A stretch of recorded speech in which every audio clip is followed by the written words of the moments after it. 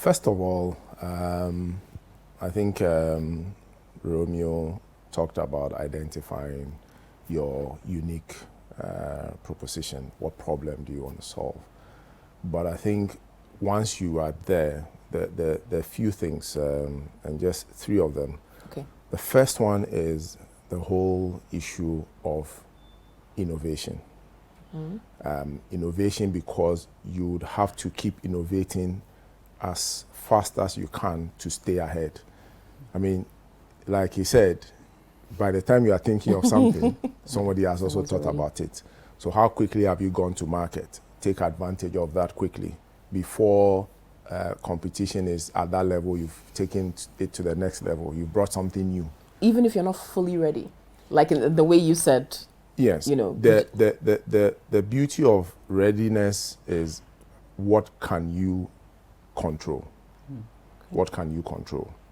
Because what you can control means that can take you. Because once you go at a level that you can control, then you may not be 100%, but you can get going. Okay. I talked about where we came from with regulation. Yeah, if we were waiting to get PSSA, I'm not sure we would have started mobile money then. Wow. But we started it, and then we built along the way, and we've evolved, we've improved. So you can control. So innovation is important. Investment. Because you see, if you don't also invest, then you are not going to get the new technologies and the new things that would create the level that you want to be at the customer point, where you can be able to create the needed customer interest and adoption. Then the other one is on how you reach the customer, the channels that are available for you to reach the customer, because you should make it easy for the customer to access your products or to access your solution. So innovation, investment, and then your channels of access of the service to the customer. Once you get those things right, then to a large extent, you've provided yourself an advantage and then created the needed opportunity to continue to remain relevant.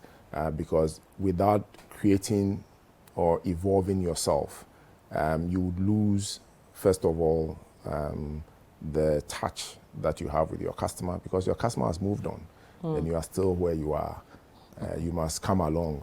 So you must also look at what the customer needs are, because it keeps changing. Today, the customer is looking at paying for services digitally. Yes. And you are still in the analog state. The customer will move on. Okay, so you'd have the service, but someone is providing the same service, but giving the customer convenience. So you then need to see, okay, how do I evolve? How do I bring a different form of making payment for that? That takes the customer to where he wants to be and creates that convenience. But if you don't do that, but another entrepreneur providing the same service has elevated to that level, what will happen is immediately access to that service has changed. And then also in terms of the channels that you are reaching the customer, that also then changes the number of customers you are interacting with at the same time.